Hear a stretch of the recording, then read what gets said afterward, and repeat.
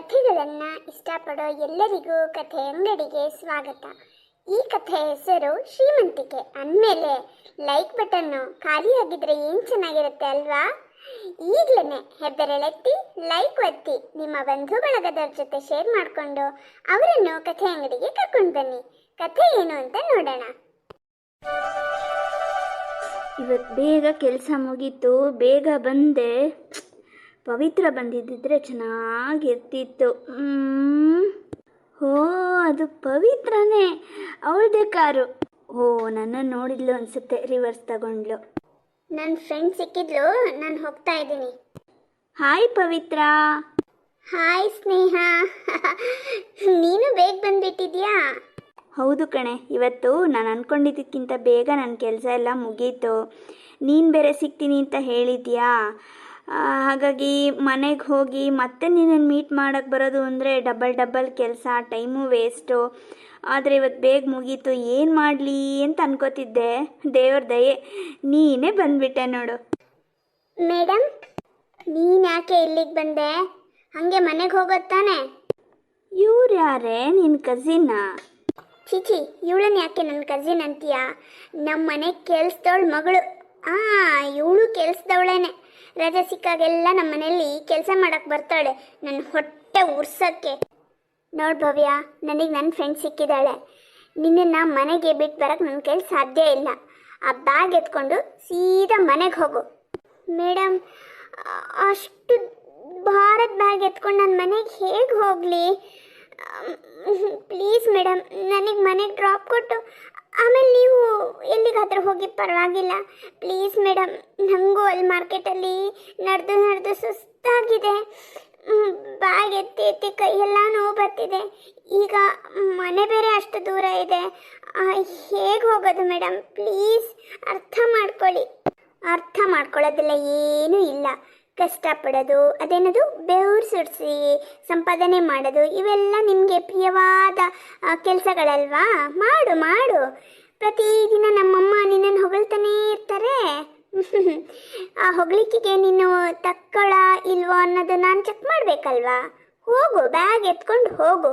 ನೀನು ಹತ್ತು ಕರೆದು ಏನೇ ಮಾಡಿದ್ರು ನನ್ನ ಮನಸ್ಸು ಕರಗಲ್ಲ. ನಾನು ನಿನ್ನನ್ನು ಮನೇಲಿ ಕಾರಲ್ಲಿ ಬಿಡಲ್ಲ.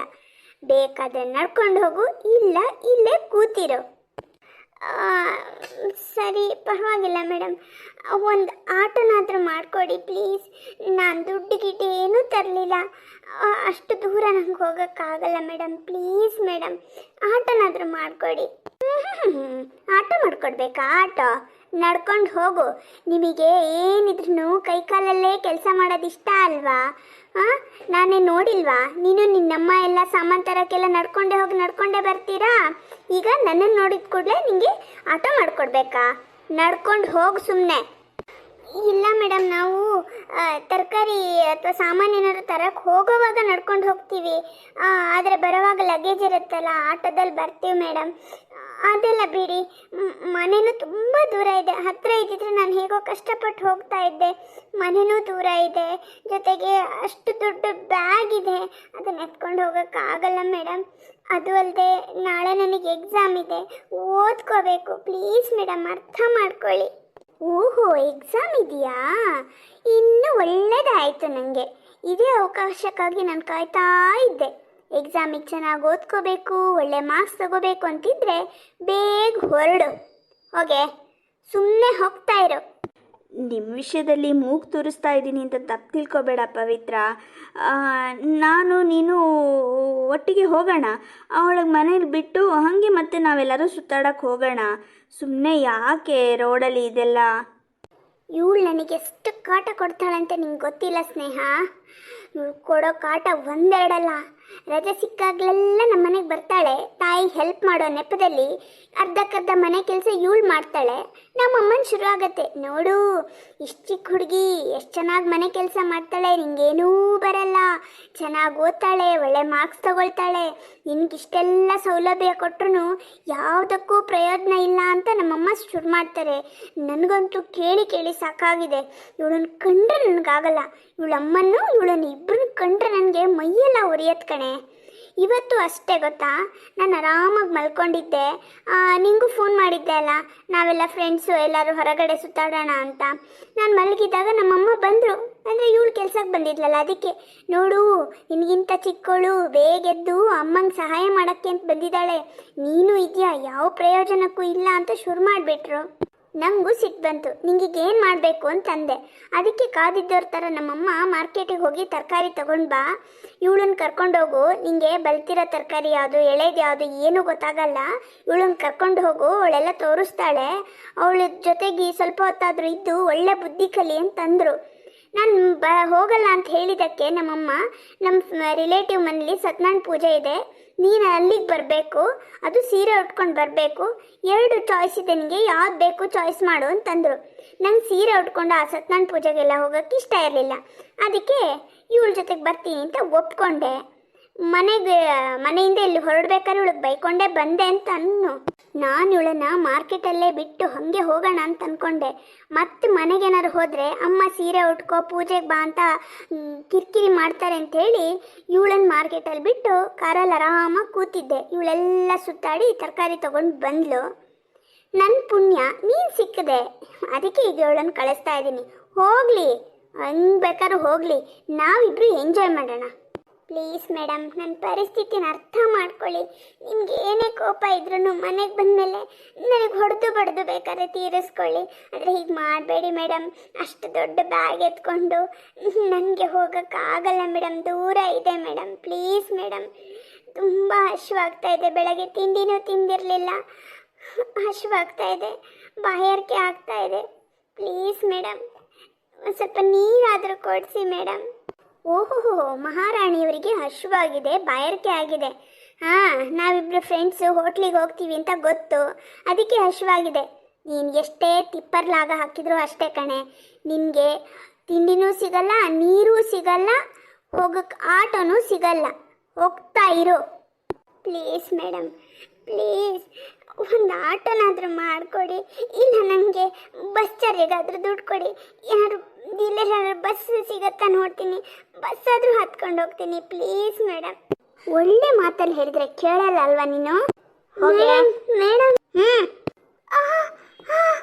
ಏ ಪವಿತ್ರ, ಭವ್ಯನ್ನ ನೂಕಕ್ಕೆ ಹೋಗೋ ರಭಸದಲ್ಲಿ ಪವಿತ್ರನೇ ಬಿದ್ದು ಬಿಡ್ತಾಳೆ.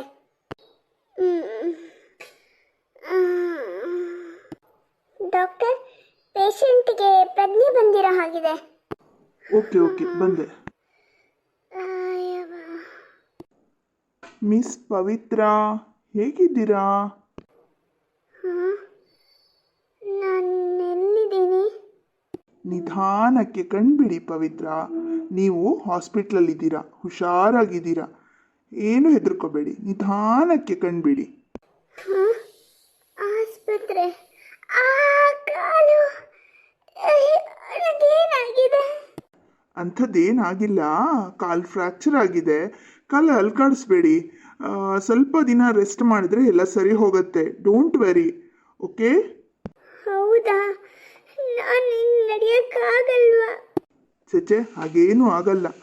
ನೀವು ಖುಷಿಯಾಗಿದ್ದರೆ, ವಿಲ್ ಪವರ್ ಜಾಸ್ತಿ ಇದ್ದರೆ ಬೇಗನೆ ಹುಷಾರಾಗ್ತೀರಾ, ಬೇಗನೆ ನಡೆದಾಡ್ತೀರಾ. ಅಂಥದ್ದೇನು ದೊಡ್ಡ ಪೆಟ್ಟು ಬಿದ್ದಿಲ್ಲ. ಸಕಾಲಕ್ಕೆ ನಿಮ್ಮ ಫ್ರೆಂಡು ನಿಮಗೆ ಹೆಲ್ಪ್ ಮಾಡಿದರು, ಹೊರಗಡೆ ಕಾಯ್ತಾ ಇದ್ದಾರೆ, ಅವ್ರನ್ನ ಕಳಿಸ್ತೀನಿ. ಓಕೆ, ಅಳೋದೆಲ್ಲ ಮಾಡಬೇಡಿ, ಬೇಗ ಹುಷಾರಾಗ್ತೀರಾ. Everything is normal. ನೀವೇ ನಿಮ್ಮ ಫ್ರೆಂಡನ್ನು ಮೀಟ್ ಮಾಡ್ಬೋದು. Okay, thank you doctor. ಈಗ ಹೇಗಿದೆಯಾ ಪವಿತ್ರ? ಸ್ನೇಹ, ಏನಾಯಿತು ನನಗೆ? ನಾನು ಯಾಕೆ ಹಾಸ್ಪಿಟ್ಲಿಗೆ ಬಂದೆ? ಆ ಭವ್ಯನಿಗೆ ಬೈತಾ ಇದ್ದೆ, ಅವಳನ್ನು ನೂಗ್ತಾ ಇದ್ದೆ, ಬಿದ್ದಿದ್ದ ಹಾಗೆ ನೆನಪು. ಆಮೇಲೆ ಏನಾಯ್ತು ಗೊತ್ತಿಲ್ಲ. ಏನಾಯಿತು? ನೀನು ಅವಳನ್ನು ನೂಕಕ್ಕೆ ಹೋಗಿ ಬಿದ್ದುಬಿಟ್ಟೆ, ಸ್ವಲ್ಪ ಬ್ಲಡ್ ಹೋಯಿತು, ನೀನು ಅನ್ಕಾನ್ಷಿಯಸ್ ಆದೆ. ತಕ್ಷಣ ಇಲ್ಲಿ ಕರ್ಕೊಂಡು ಬಂದೆ. ಈಗೆಲ್ಲ ಆರಾಮಾಗಿದೆಯಲ್ಲ, ಬಿಡು. ಮತ್ತು ಕಾಲಿಗೊಂಚೂರು ಫ್ರ್ಯಾಕ್ಚರ್ ಆಗಿದೆಯಂತೆ, ಸ್ವಲ್ಪ ದಿನ ಬೆಡ್ ರೆಸ್ಟ್ ಮಾಡಿದರೆ ಎಲ್ಲ ಸರಿ ಹೋಗುತ್ತೆ. ಏನು ಟೆನ್ಷನ್ ಮಾಡ್ಕೋಬೇಡ. ಓಹೋ, ಇಷ್ಟೆಲ್ಲ ಆಗೋಯ್ತಾ? ನನಗೇನು ಗೊತ್ತಾಗಲಿಲ್ಲ. ಇದಕ್ಕೆಲ್ಲ ಕಾರಣ ಭವ್ಯ. ಯಾಕಾದ್ರೂ ಅವಳನ್ನು ಕರ್ಕೊಂಡು ಬನ್ನೋ ಇವತ್ತು. ನನ್ನ ಜೀವನನೇ ಹಾಳು ಮಾಡಿಬಿಟ್ಲು. ಅಳ್ಬೇಡ ಪವಿತ್ರ, ಹಾಗೆ ಆ ಹುಡುಗಿನ ಬೈಬೇಡ. ಅವಳು ಇಲ್ಲದೆ ಇದ್ದಿದ್ರೆ ನೀನಿವತ್ತು ಜೀವಂತವಾಗಿರೋದೇ ಕಷ್ಟ ಆಗಿತ್ತು, ಗೊತ್ತಾ ನಿಂಗೆ? ಏನು ಹೇಳ್ತಾ ಇದೆಯಾ ಸ್ನೇಹ? ಹೌದು ಪವಿತ್ರ, ಅವಳಿಂದನೇ ನೀನಿವತ್ತು ಬದುಕು ಉಳಿದಿದ್ದು. ಈ ವಿಷಯನ ನಿನ್ಗೆ ಹೇಳಬಾರ್ದು ಅಂತ ಅವಳು ಹೇಳಿದ್ಲು. ಆದರೆ ನೀನು ಅವಳನ್ನು ನಡೆಸ್ಕೊಂಡಿದ್ದ ರೀತಿ ಮತ್ತು ಈಗ ನೀನು ಅವಳನ್ನು ಬೈತಿರೋದು ನೋಡಿದ್ರೆ ನನಗೆ ಹೇಳದೆ ಇರೋಕ್ಕಾಗ್ತಿಲ್ಲ. ಮತ್ತು ಅವಳ ಮೇಲೆ ಸಿಟ್ಟಾಗಬೇಡ. ನೀನು ಬಿದ್ದಿಯಲ್ಲ, ನಿನ್ನ ಕಾಲಿಗೆ ಏಟಾಯಿತು, ತುಂಬ ಬ್ಲಡ್ ಲಾಸ್ ಆಯಿತು. ಈಗ ತಕ್ಷಣಕ್ಕೆ ಬ್ಲಡ್ ಕೊಡಬೇಕು, ತುಂಬ ಅನಿಮಿಕ್ ಇದ್ದಾರೆ ಅಂತೆಲ್ಲ ಹೇಳಿದರು ಡಾಕ್ಟ್ರು. ಏನು ಮಾಡಬೇಕು ಗೊತ್ತಾಗಿಲ್ಲ. ನನ್ನ ಬ್ಲಡ್ ಕೊಡೋಣ ಅಂದರೆ ನಂದು ಬ್ಲಡ್ ಗ್ರೂಪ್ ಬೇರೆ, ಎಲ್ಲೂ ಸಿಗಲಿಲ್ಲ. ಆಗ ಆ ಹುಡುಗಿನೇ ಮುಂದೆ ಬಂದು ನಾನು ಬ್ಲಡ್ ಕೊಡ್ತೀನಿ, ನಂದು ಮೇಡಮ್ದು ಒಂದೇ ಬ್ಲಡ್ ಗ್ರೂಪು ಅಂತ ಹೇಳಿದ್ಲು. ಪಾಪ ಆ ಹುಡುಗಿ ನಿನಗೆ ಬ್ಲಡ್ ಕೊಟ್ಲು, ನೀನಿವತ್ತು ಬದುಕುಳಿದಿದ್ಯಾ ಗೊತ್ತಾ? ಪಾಪ ಆ ಹುಡುಗಿನೂ ತುಂಬ ಸುಸ್ತಾಗಿದ್ಲು, ಬೆಳಗ್ಗೆ ಬೇರೆ ತಿಂಡಿ ತಿಂದಿರಲಿಲ್ವಂತೆ. ಆದರೂ ಪರವಾಗಿಲ್ಲ, ಒಂದು ಜೀವ ಉಳಿಸೋದು ಮುಖ್ಯ. ಆದರೆ ಈ ವಿಷಯನ ಅಕ್ಕಂಗೆ ಹೇಳಬೇಡಿ. ಆಮೇಲೆ ನನ್ನ ರಕ್ತ ಅವ್ರ ದೇಹದಲ್ಲಿ ಸೇರಿದೆ ಅಂತ ಗೊತ್ತಾದರೆ ರಕ್ತ ತೆಗೆಸ್ಕೊಳ್ಳೋಕ್ಕೂ ಹಿಂದೆ ಮುಂದೆ ನೋಡಲ್ಲ. ಅವ್ರು ನನ್ನನ್ನು ಅಷ್ಟು ದ್ವೇಷ ಮಾಡ್ತಾರೆ, ದಯವಿಟ್ಟು ಹೇಳಬೇಡಿ ಅಂತ ಹೇಳಿದ್ಲು ಆ ಹುಡುಗಿ. ಆ ಒಳ್ಳೆ ಮನಸ್ಸಿರೋ ಹುಡುಗಿಗೆ ನೀನು ಇಷ್ಟೆಲ್ಲ ನೋಯಿಸೋದು ಸರಿಯಲ್ಲ ಕಣೆ.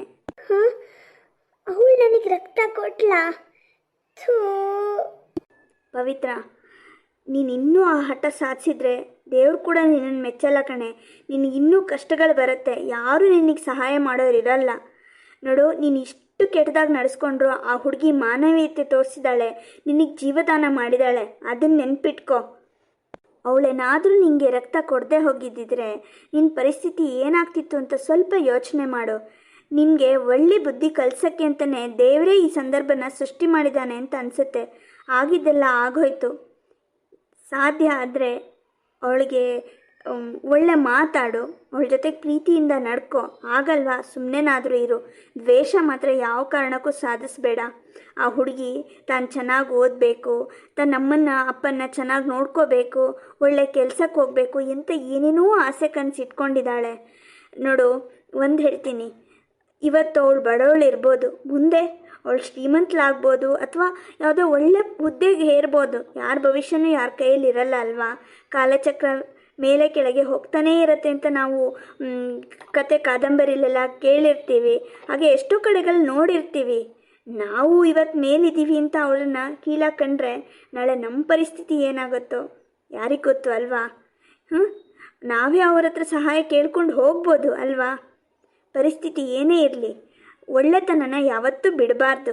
ನೋಡು, ದೇವ್ರು ನಿನಗೆ ಒಂದು ಒಳ್ಳೆ ಸಂದರ್ಭ ಕೊಟ್ಟಿದ್ದಾನೆ. ಇದರಿಂದ ಪಾಠ ಕಲಿ, ಒಳ್ಳೆಯವಳಾಗು. ನಿಜ ನಿಜ ಕಣೆ ಸ್ನೇಹ, ನೀನು ಮಾಡಿದ ಪ್ರತಿಯೊಂದು ಮಾತೂ ಅಕ್ಷರಶಃ ನಿಜ. ನಾವು ದರ್ಪ ದೌಲತಿಂದ ಮೆರಿಬಾರ್ದು. ಹೌದು, ಅವಳಿಗೆ ಒಳ್ಳೆ ರೂಪ ಇಲ್ಲ, ಬಡತನ. ಆದರೂ ನಮ್ಮಮ್ಮ ಅವಳನ್ನು ಯಾಕೆ ಮೆಚ್ಕೊಳ್ತಿದ್ರು ಅಂದರೆ ಅವಳಲ್ಲಿರೋ ಒಳ್ಳೆ ಗುಣಕ್ಕೆ. ಆದರೆ ನನ್ನಲ್ಲಿರೋ ಕೆಟ್ಟ ಗುಣ ಆ ಒಳ್ಳೆತನನ ಗುರುತಿಸ್ದೆ ಹೋಯ್ತು. ನೀನು ಹೇಳ್ದಾಗೆ ದೇವ್ರು ನನಗೆ ಒಂದು ಒಳ್ಳೆ ಪಾಠ ಕಲಿಸಿದ್ದಾನೆ. ಇನ್ಮೇಲೆ ನಾನು ಎಲ್ಲರ ಜೊತೆಗೂ ಚೆನ್ನಾಗಿರ್ತೀನಿ ಕಣೆ. ವೆರಿ ಗುಡ್ ಪವಿತ್ರ. ಆಗಿದೆಲ್ಲ ಆಗೋಯ್ತು. ಇನ್ಮೇಲೆ ಒಳ್ಳೆ ಆಲೋಚನೆ ಮಾಡು, ಟೈಮಿಗೆ ಸರಿಯಾಗಿ ಊಟ ತಿಂಡಿ ಮಾಡು, ಚೆನ್ನಾಗಿ ನಿದ್ರೆ ಮಾಡು, ಚೆನ್ನಾಗಿ ರೆಸ್ಟ್ ತಗೋ, ಬೇಗ ರಿಕವರ್ ಆಗ್ತೀಯಾ, ಸರಿನಾ? ಹಾಂ, ನಿಮ್ಮಮ್ಮಂಗೆಲ್ಲ ವಿಷಯ ಹೇಳಿದ್ದೀನಿ, ಗಾಬರಿ ಆಗಬೇಡಿ ಅಂತಲೂ ಹೇಳಿದ್ದೀನಿ. ಇನ್ನೇನು ಸ್ವಲ್ಪ ಹೊತ್ತಲ್ಲಿ ನಿಮ್ಮಮ್ಮನೂ ಬರ್ತಾರೆ, ಸರಿನಾ? ಭವ್ಯ ಎಲ್ಲಿದ್ದಾಳೆ? ಅವಳಿಗೊಂದು ಸಾರಿ ಕೇಳ್ತೀನಿ. ನಿಮಗೆ ಬ್ಲಡ್ ಕೊಟ್ಟಿದ್ದಾದಮೇಲೆ ಡಾಕ್ಟ್ರ್ ಅವಳಿಗೆ ಸ್ವಲ್ಪ ಹೊತ್ತು ರೆಸ್ಟ್ ಮಾಡೋಕ್ಕೆ ಹೇಳಿದರು. ರೆಸ್ಟೆಲ್ಲ ಆದಮೇಲೆ ನಾನು ಅವಳಿಗೆ ಹೋಟ್ಲಿಗೆ ಕರ್ಕೊಂಡು ಹೋಗಿ ತಿಂಡಿ ತಿನ್ನಿಸಿದ್ದೀನಿ. ಹಾಗೆ ಆಟೋ ಮಾಡಿ ಮನೆಗೂ ಕಳಿಸಿದ್ದೀನಿ. ಫೋನ್ ಮಾಡೋಕ್ಕೆ ಹೇಳಿದ್ಲೆ, ತಲುಪಿದ ಕೂಡಲೇ ಫೋನ್ ಮಾಡಿದ್ಲು. ಆರಾಮಾಗಿದ್ದಾಳು ಅವಳು. ಸರಿ, ನೀನು ರೆಸ್ಟ್ ಮಾಡು. ಪ್ರೀತಿಯ ಬಂಧುಗಳೇ, ಕೆಲವೊಂದು ಸಲ ಯಾರು ಬುದ್ಧಿ ಕಲಿಸ್ದೇ ಇದ್ರೂ ಭಗವಂತ ಯಾವುದಾದ್ರೂ ಒಂದು ಸಂದರ್ಭನ ಸೃಷ್ಟಿ ಮಾಡಿ ಬುದ್ಧಿ ಕಲಿಸ್ತಾನೆ ಅಲ್ವಾ? ಏನಂತೀರಾ? ನಿಮ್ಮ ಅನಿಸಿಕೆ ಅಭಿಪ್ರಾಯಗಳನ್ನ ಮರೀದೆ ಕಮೆಂಟ್ಸಲ್ಲಿ ತಿಳಿಸಿ. ಹಾಗೆ ಲೈಕ್, ಶೇರ್, ಸಬ್ಸ್ಕ್ರೈಬ್ ಮಾಡಿ ಪ್ರೋತ್ಸಾಹ ಕೊಡೋದನ್ನು ಮರಿಬೇಡಿ. ಇನ್ನೊಂದು ಚಂದದ ಕಥೆಯಲ್ಲಿ ಸಿಗೋಣ. ಧನ್ಯವಾದಗಳು.